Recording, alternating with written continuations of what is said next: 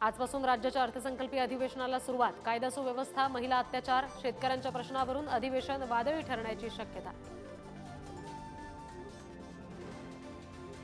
अधिवेशनाच्या पहिल्याच दिवशी विरोधक आक्रमक होण्याची शक्यता। विधान भवनाच्या पायऱ्यांवर करणार आंदोलन। स्वारगेट बलात्कार, संतोष देशमुख हत्येसह मंत्री धनंजय मुंडे यांच्या राजीनाम्यासाठी आक्रमक भूमिका। चहापान कार्यक्रमानंतरच्या पत्रकार परिषदेमध्ये शिंदे आणि अजितदादांची मिश्किल टोलेबाजी।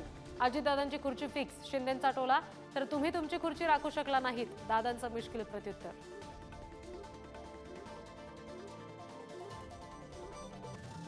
मंत्री धनंजय मुंडेंच्या राजीनाम्याबाबत 2 दिवसात अंतिम निर्णय होण्याची शक्यता। नैतिकतेचं अधपतन झाल्यावर राजीनामा घेऊ, फडणवीसांचं स्पष्टीकरण।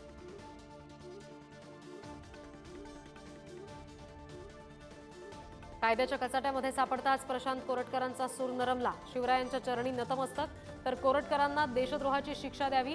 नागपूरचे राजे श्रीमंत मुधोजी भोसलेंचं गडकरींना पत्र।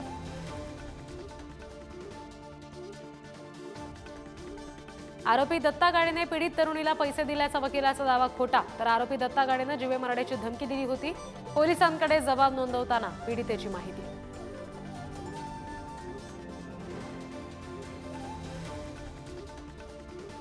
मुंबई नाशिक महामार्गावरील जुना कसारा घाट वाहतुकीसाठी बंद। आजपासून 7 मार्च पर्यंत घाट बंद राहणार।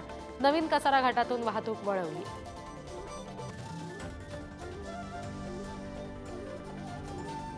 अपहरण आणि हत्याकांडाच्या घटनेनं अहिल्यानगर हादरलं। जुन्या वादातून एका तरुणाची हत्या, मृतदेह डोंगरावर नेऊन जाळला। 9 आरोपींना अटक।